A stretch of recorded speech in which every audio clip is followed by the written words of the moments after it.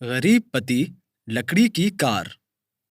एक गांव में सुमित नाम का लड़का रहता था। उसके पिता लकड़ी का सामान बनाने का काम किया करते थे, पर आजकल लकड़ी के सामानों की बिक्री बंद हो जाने के कारण सुमित एक मैकेनिक का काम करने लगा। वो बहुत ईमानदार और मेहनती था, पर उसकी आर्थिक स्थिति कुछ अच्छी नहीं थी, जिसके कारण उसकी पत्नी उसे हमेशा ताने दिया करती थी। आज विमला ने सोने के गहने खरीदे हैं और एक मेरी फूटी किस्मत। आपकी कमाई से तो हमारे रोज का खर्चा ही निकल जाए वही बहुत है। अरे ऐसी बातें क्यों करती हो? देखना, एक दिन मैं बहुत ही अमीर बन जाऊंगा। इतनी मेहनत करूंगा कि हमारे पास किसी चीज की कमी नहीं रहेगी। फिर तुम्हें कार में घुमाऊंगा। मेहनत से कभी कोई कुछ हासिल कर पाया है भला? अब आपकी चिकनी चुपड़ी बातों में मैं नहीं आने वाली।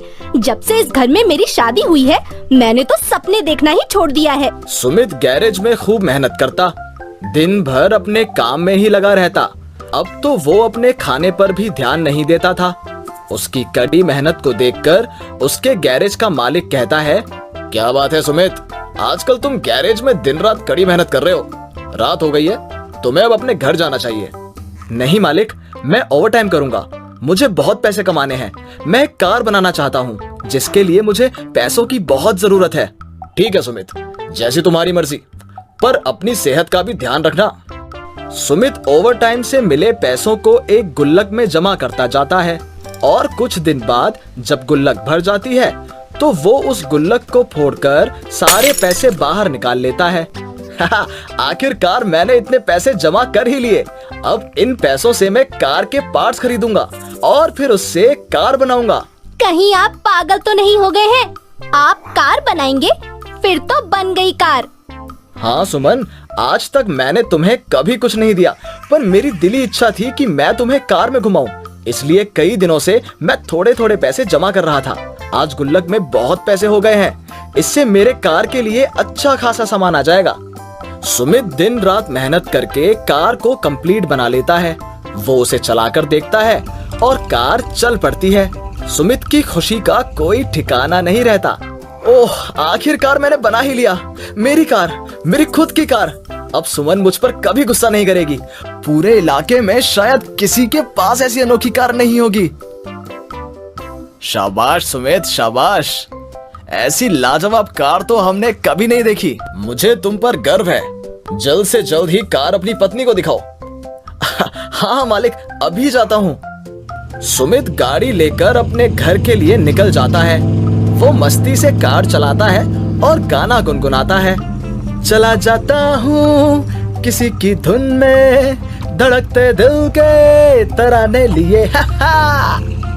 रास्ते में उसकी नजर एक फूल की दुकान पर पड़ती है। वो फूल लेने फूल वाले की दुकान के पास अपनी गाड़ी रोकता है। वो मन ही मन सोचता है, सुमन के लिए कुछ फूल ले लेता हूँ, वो बहुत खुश हो जाएगी। गाड़ी से उतरकर वो फूल वाले से कहता है, अरे फूल वाले भैया, जरा अच्छे अच्छे लाल गुलाब दिखाना। देखिए भैया, कौन से गुलाब पैक कर दूं? सारे गुलाब ताजे हैं। ये लाल गुलाब लीजिए, भाभी खुश हो जाएंगी। सुमित दुकान से गुलाब लेकर जैसे ही पीछे मुड़ता है, देखता है कि कार वहां है ही नहीं। हे भगवान, कहाँ गई मेरी कार? यही तो खड़ी की थी मैंने। मेरे सारे पैसे उसमें लगे थे। अब मैं सुमन को क्या कहूंगा? भैया आप देरी मत करिए, तुरंत पुलिस स्टेशन जाकर रिपोर्ट दर्ज करवाइए। सुमित भागते भागते पुलिस स्टेशन जाता है। पसीने से लथपथ सुमित पुलिस स्टेशन पहुंचता है, पर वहां उसे कोई नहीं दिखता। पर पुलिस स्टेशन के बाहर एक हवलदार कुर्सी पर बैठा हुआ कुछ काम कर रहा था। सुमित उसके पास जाता है। हवलदार साहब, मेरी कार चोरी हो गई है, मुझे रिपोर्ट लिखवानी है। तुम फटीचर, तुम्हारे पास कार कहाँ से आएगी? जाओ जाओ, मेरा टाइम खोटी मत करो। मैं एक मैकेनिक हूँ, मैंने बनाई कार। आप मुझे बड़े साहब से मिलवा दीजिए। मेरी सारी मेहनत की कमाई उस कार को बनाने में लगी हुई है। मेरी पत्नी को पता चला कि कार चोरी हो गई है तो वो मुझे जिंदा नहीं छोड़ेगी। इतना आसान काम नहीं है रिपोर्ट दर्ज करवाना। रिपोर्ट लिखवाने के लिए पहले तुम्हें टाइपराइटर से सारी बातें लिखवा कर लानी होंगी, उसके बाद कहीं रिपोर्ट दर्ज होगी। और जहाँ तक रही बड़े साहब से मिलने की बात, तो बड़े साहब तो अभी छुट्टी पर हैं, 4 दिन बाद ही आएंगे। तुम 4 दिन बाद आना। सुमित बहुत दुखी हो जाता है और उदास चेहरे के साथ अपने घर जाने के लिए निकल पड़ता है। रास्ते पर उसकी नजर शहर से आए कुछ लोगों पर पड़ती है जो तरह तरह की कार लिए लाइन में खड़े थे। वहाँ जोर जोर से अनाउंसमेंट हो रही थी, कार रेस जीतिए और पाएं 10 लाख रुपए नकद इनाम।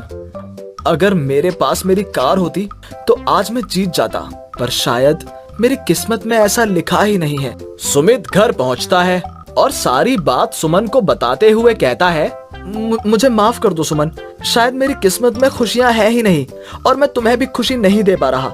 इतने दिनों से दिन रात मेहनत करके मैंने पाई जोड़ी और कार बनाई और वो कार चोरी हो गई। तुम्हारी सहेलियों के पति तो उन्हें क्या क्या तोहफे देते हैं, मैं तुम्हें कुछ भी नहीं दे पाता।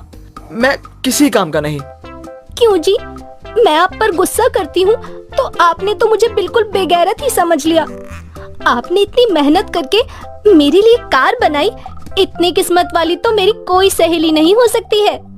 माना अब आपके पास पैसे नहीं बचे, पर कला तो आपके हाथों में है। इस कला का मैं करूंगा भी क्या?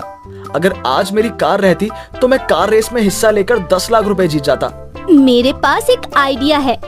आपको तो लकड़ी का काम पहले से ही आता है, क्यों ना आप एक लकड़ी की कार बनाए और उस कार से रेस में हिस्सा ले। उस रेस में तो लोग इतनी महंगी महंगी गाड़ियां लेकर रेस करने आए हैं और मैं लकड़ी की कार से कैसे रेस जीतूंगा? गाड़ी तो इंजन से चलती है ना, उसकी बॉडी अब लोहे की हो या लकड़ी की, क्या फर्क पड़ता है। मैं अभी बाबूजी का कमरा खोलती हूँ, उसमें बहुत सारी लकड़ी रखी हुई है। सुमित अपने बाबूजी का कमरा खोलता है जिसमें लकड़ी की मोटी मोटी लट्ठें रखी होती हैं। सुमित आरी उठाता है और लकड़ियों को काटना शुरू करता है। वो दिन रात मेहनत करके हूबहू वैसी ही कार बना लेता है जैसी कार उसकी चोरी हुई थी। सुमित बड़ी चालाकी से इस कार के इंजन में एक सिलेंडर लगा देता है जिससे बटन दबाते ही कार हवा से भी तेज चल सकती थी।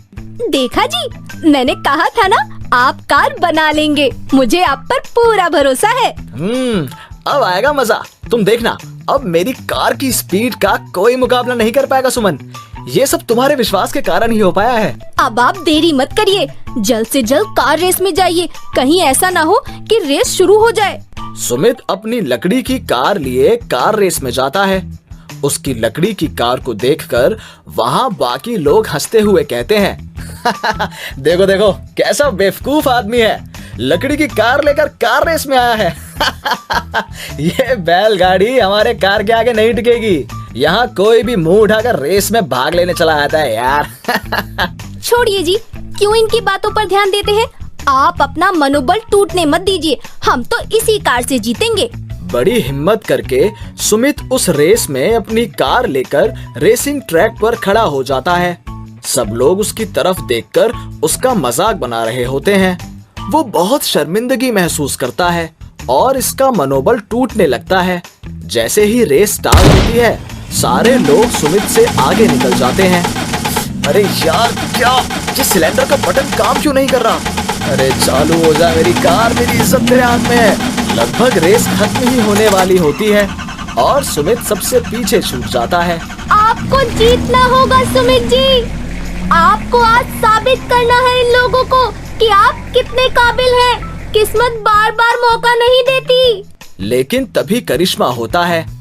कार में लगा सिलेंडर अचानक ही चालू हो जाता है और सुमित की कार हवा से भी तेज भागने लगती है, जिसे देख सब हैरान रह जाते हैं और सब प्रतिभागियों को पीछे छोड़ते हुए सुमित वो रेस जीत जाता है।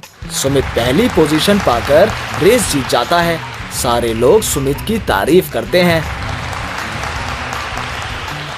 वाह भाई वाह, लकड़ी की कार से ये लड़का रेस जीत गया। ये तो बड़ा होनहार आदमी लगता है भाई। हाँ? इस तरह सुमित को 10 लाख रुपए इनाम में मिलते हैं और गांव में सुमित की इज्जत बहुत बढ़ जाती है और वो लकड़ी की कार बनाकर उसे विदेशों में बेचने का बिजनेस शुरू कर देता है और खूब पैसे कमाता है। हेलो दोस्तों, कैसे हैं आप सब? हमारी कहानियां देखने के लिए हमारे चैनल को सब्सक्राइब कीजिए और हाँ, बेल आइकॉन पर क्लिक करना मत भूलिएगा।